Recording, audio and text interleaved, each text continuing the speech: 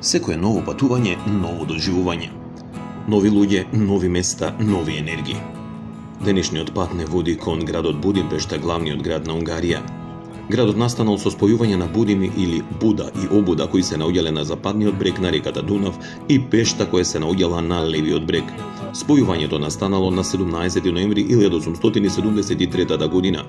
Во Будимпешта живеат околу 1,7 милиони луѓе. Првата посета беше на најголемиот градски парк во Будимпешта. Веднаш не пречека плуштадот на Хероите. Тој е еден од главните плуштади во Будимпешта. Се наоѓа на крајот на познатата авенија Андраши. На плуштадот се наоѓа милениумскиот споменик, каде се наоѓаат статуи на водачите на 7 племиња, што ја основале Унгарија.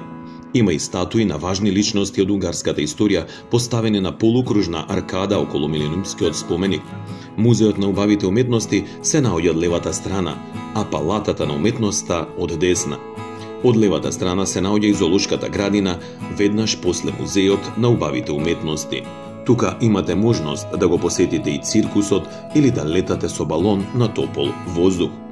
Зоолошката и ботаничката градина се едни од најстарите во Будимпешта, но и во светот. Има околу 1072 вида на животни и невообичаено е што се наоѓа во центарот на градот. Отворена е на 9 август 1866 година. Најважни животни се комодски варан, вид на гуштер и вомбат, вид на двозаб торбар. Откако дознавме интересни работи за градскиот парк, за плуштадот на Хероите и за градот Будимпешта, продолживме понатаму со прошетката низ паркот. Налетавме на лизгалиште кое беше преполно со луѓе. Иако студено, божикната атмосфера се чувствуваше насекаде. Мирис на грејано вино и традиционални јадења.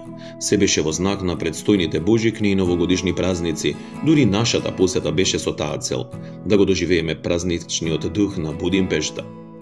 После мостот продолживме кон замокот Вајдахаунијат, изграден од 1896 до 1908 година и е нецелосна копија на замокот во Трансилванија. Извонреден микс на романска, готска, ренесансна и барокна архитектура. Во дворот на замокот се наоѓа споменикот на анонимниот. Доколку му го протриете перото, ќе имате среќа и ќе ви се исполни замислената желба.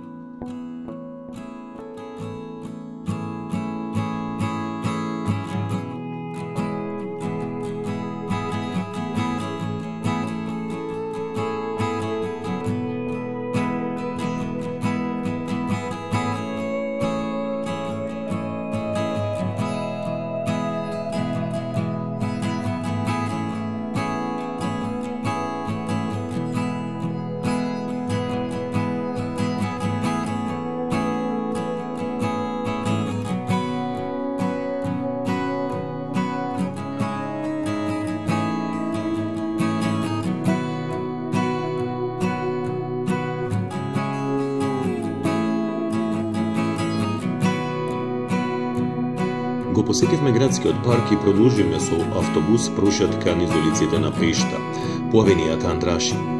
Пешта зафаќа 2/3 од површината на Будимпешта. Мостовите кои ги поврзуваат Будим и Пешта се едни од најубавите мостови во Европа. Будимпешта има неколку мостови на реката Дунав, попознати се Чейн Бридж или мостот на ланците, кој бил прв постојан мост во Будимпешта. Тој води до дворецот Будим. Потоа тука се Елизабет или мостот Ерзебет, Либерт или мостот на Слободата, мостот Маргарет и Петофи, во чија близина и беше нашиот хотел во кој што престојувавме, а се наоѓаше на неполни 2 километри од централниот дел на Будимпешта.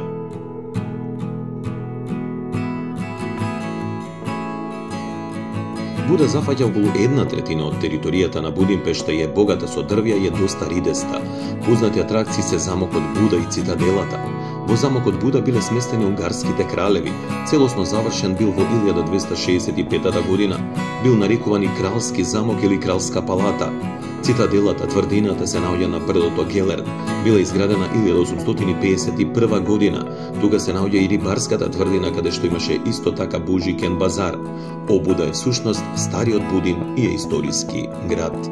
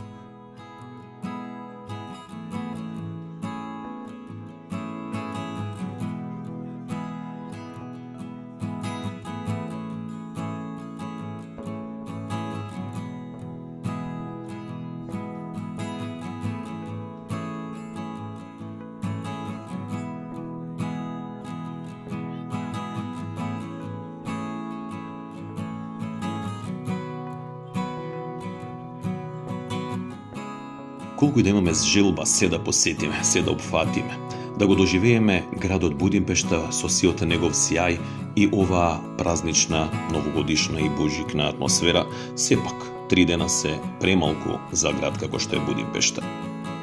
Се потрудив колку што можам повеќе да ви го доближам градот Будимпешта, има уште неколку видеа од интересни работи и посети на Будимпешта.